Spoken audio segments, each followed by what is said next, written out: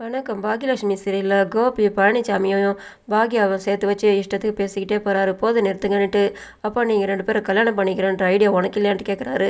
நீங்கள் நினைக்கிறதுல எதுவும் நடக்காது, நீங்கள் தப்பாக புரிஞ்சுக்கிட்டு பேசுகிறீங்கன்னுட்டு அவங்க தான் என்கிட்ட பேசுனாங்களான்ட்டு இவர் திட்டுறாரு.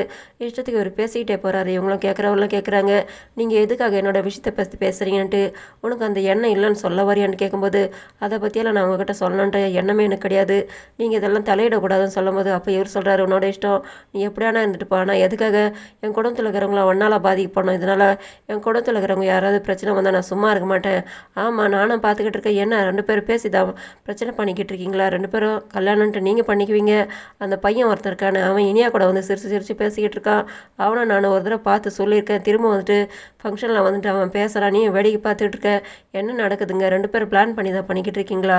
நீ அவனை கல்யாணம் பண்ணிக்குவே, அந்த பையனுக்கு இனியாவை கல்யாணம் பண்ணி வைக்க பார்க்குறியான்ட்டு இவர் இஷ்டத்துக்கு திட்டிக்கிட்டே போகிறாரு. போது நிறுத்துங்க, அந்த மாதிரி எண்ணமெல்லாம் கிடையாது, நீங்கள் நினைக்கிறதெல்லாம் நடக்காதுன்ட்டு அதுக்கு இவர் சொல்கிறாரு. அந்த மாதிரிலாம் உனக்கு எண்ணம் தான், நீ எக்கேட கட்டுப்பானா என் பொண்ணுங்க மாட்டேன், ஏதாவது பிரச்சனை வந்தேன்னாக்கா நான் சும்மா இருக்க மாட்டேன், உன்னை கொண்டுடுவேன், ஒழுங்காக பார்த்துக்கோ, இல்லைனாக்கா என் குடும்பத்தை நான் கூட்டிகிட்டு போயிடுவேன்ட்டு அவர் சொல்கிறாரு.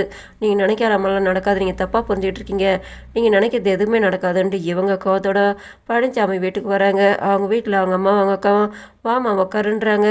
அப்போ இவங்க சொல்கிறாங்க, நேற்று வந்துட்டு ஒரு நல்ல விஷயம் உங்ககிட்ட பேசலான்னு வந்தேன், அது பேச முடியாமல் போயிடுச்சு.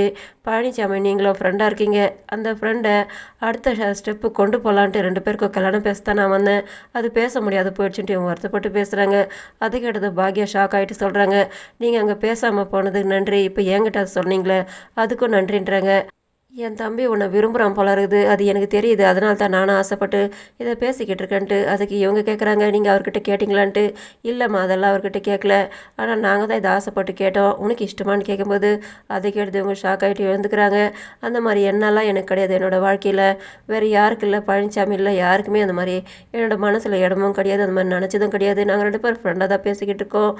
நீங்கள் என்கிட்ட கேட்ட கேள்வி அவர்கிட்ட கேட்டிருந்தா கூட அவர் அதை தான் சொல்லியிருப்பார், பொண்ணும் பையனும் பேசுகிறாங்க பழகுறாங்கனாக்கா அவங்க தப்பான எண்ணத்தோடு தான் பேசணுமா பழகணுமா, அந்த மாதிரிலாம் நாங்கள் நினச்சதே கிடையாது, இன்றைக்கி மாதிரி எப்பயுமே நாங்கள் ஃப்ரெண்டாக தான் இருப்போம், நான் பேசலை, ஏதாவது தப்பு இருந்தால் மன்னிச்சின்ட்டு இவங்க மன்னிப்பு கேட்குறாங்க. அதனால் அவங்க அக்கா பேச்சார்பட்டுட்டு உள்ளே போய்ட்றாங்க.